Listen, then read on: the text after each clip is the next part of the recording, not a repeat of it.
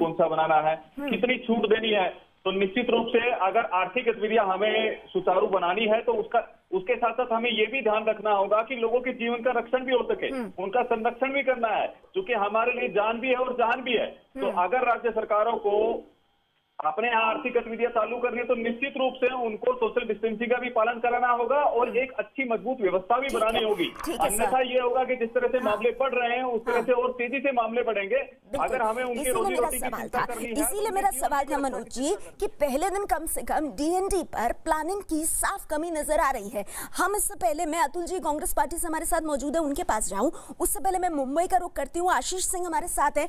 आशीष, आप इस वक्त कहाँ खड़े हैं ये बताइए, और आपके पीछे मैं कई लोगों को देख रही हूँ, किधर हैं आप इस वक्त? और लॉकडाउन 4 का आज पहला दिन है तो कैसी तस्वीर आपको दिखाई दे रही है?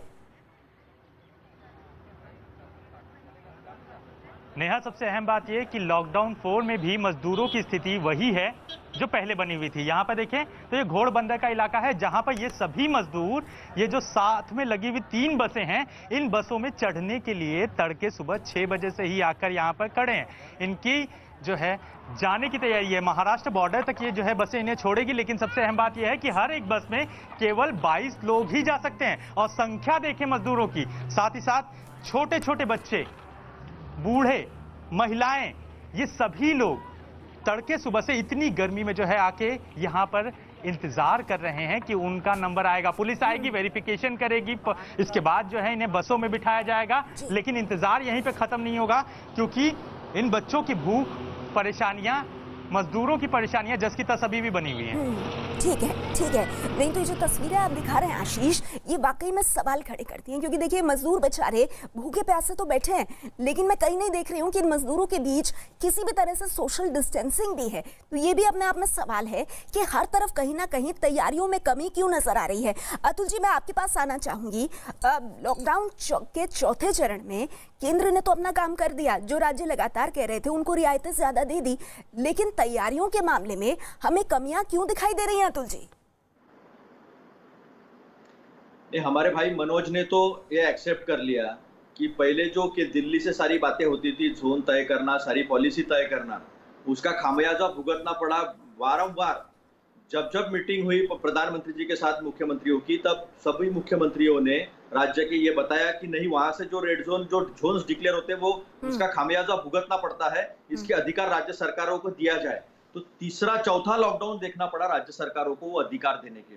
अब राज्य सरकार की पॉलिसी आज आ जाएगी, जोन को लेकर, कंटेनमेंट को लेकर, बफर जोन को लेकर, सारी जो पॉलिसी वो आ जाएगी। लेकिन आपने, मैं 5 दिन से आपके साथ में हूँ और देख रहा हूँ रोज की अलग अलग स्टेट्स में सारी कैसे कैसे व्यवस्थाएं हैं। लेकिन महाराष्ट्र इकलौता ऐसा स्टेट है जहां कांग्रेस की सरकार है, जहां सरकार मजदूरों को लेके जाने की व्यवस्था कर रही है। सोशल डिस्टेंसिंग का पालन करने के लिए रिक्वेस्ट की जा रही है, डंडा नहीं मारा जा रहा है। अतुल जी, कहाँ हो रहा है? अभी हमारे संवाददाता आशीष मुंबई से तो जुड़े हैं आपके साथ।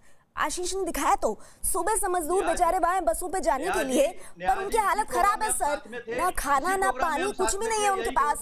यही भिवंडी है जहां से अब तक 442 बसें जा चुकी है और बसें जाएगी। एक बस में केवल 22 लोगों की जो अरेंजमेंट की गई है वो सोशल डिस्टेंसिंग और सारे नॉर्म्स का पालन करके की गई है। सर, बस के अंदर आप सोशल डिस्टेंसिंग करा रहे हैं, बस के बाहर जो इतने सारे यात्री बैठे हैं, जो खड़े हुए हैं, उनकी सोशल डिस्टेंसिंग का क्या? और अतुल जी, जितना काम अब तक जो सरकारों ने किया है ना, सिर्फ महाराष्ट्र की सरकार नहीं, वो कोई एहसान नहीं है सर। हर राज्य अपना कर्तव्य निभा रहा है। हम तो वो हाईलाइट करेंगे ना जहाँ पर कमी है। अपनी तारीफें करने के लिए हम बात का भी वक्त चुन सकते हैं, लेकिन आपने एक सवाल उठाया, उस पर मनोज जी जल्दी से मैं आपका रिएक्शन चाहूंगी। अतुल जी कह रहे हैं कि अभी तक केंद्र सरकार की तरफ से, यानी कि दिल्ली से पूरे देश भर के जोन आप तय कर रहे थे, इसीलिए इस तरह की दिक्कतें आ रही थी। अब जब आपने राज्यों के हाथ में चाबी दिया तो धीरे धीरे हालात सुधरेंगे। क्या पहले गलती कर रहे थे आप लोग और आखिरकार राज्यों के दबाव में आकर आपने फैसला लिया? देखिए, ऐसा है कि नेहा जी, आरोप प्रत्यारोप की राजनीति करना कांग्रेस पार्टी की फितरत बन चुकी है और कांग्रेस पार्टी से उम्मीद थी हमें एक रचनात्मक सहयोग करेगी, लेकिन हम देख रहे हैं बार बार ये सियासत ही कर रही है। अतुल जी महाराष्ट्र से आते हैं, महाराष्ट्र का क्या असर है पूरा देश जानता है, सबसे ज्यादा मामले वहीं पर है। दूसरा विषय ये उठता है कि हर समय जब भी लॉकडाउन लागू हुआ है तब राज्यों के मुख्यमंत्रियों के साथ बैठक हुई है, उनके कंसेंट से ही लॉकडाउन लागू किया है। और बहुत सारे राज्य तो बहुत पहले ही लॉकडाउन लागू कर चुके थे। एडवाइजरी जारी होने से पहले पंजाब ने और महाराष्ट्र ने लॉकडाउन लागू कर दिया था। तो सभी कंसेंट लेकर के मुख्यमंत्रियों के साथ चर्चा हो रही है, उसके बाद लॉकडाउन लागू किया जा रहा है। लेकिन ये लोग ओछी राजनीति कर रहे हैं, जिस तरह से राहुल गांधी जी जाकर के वहां फोटो सेशन करते हैं मजदूरों के साथ बैठ करके, ये केवल फोटो सेशन में विश्वास करते हैं, ये मजदूरों के हित के लिए कुछ नहीं कर रहे हैं। आगे आऊंगी अतुल जी, आपको मौका दूंगी, लेकिन उससे पहले इस बीच बड़ी खबर कोरोना के बढ़ते मरीजों से जुड़ी हुई। पिछले 24 घंटे में देश में अब तक सबसे ज्यादा 5,242 मरीज सामने आए हैं, वहीं 157 लोगों की मौत हुई है। देश भर में कोरोना के अब तक 96,169 मरीज सामने आए हैं। देश भर में कोरोना से अब तक 3,029 लोगों की मौत हो चुकी है।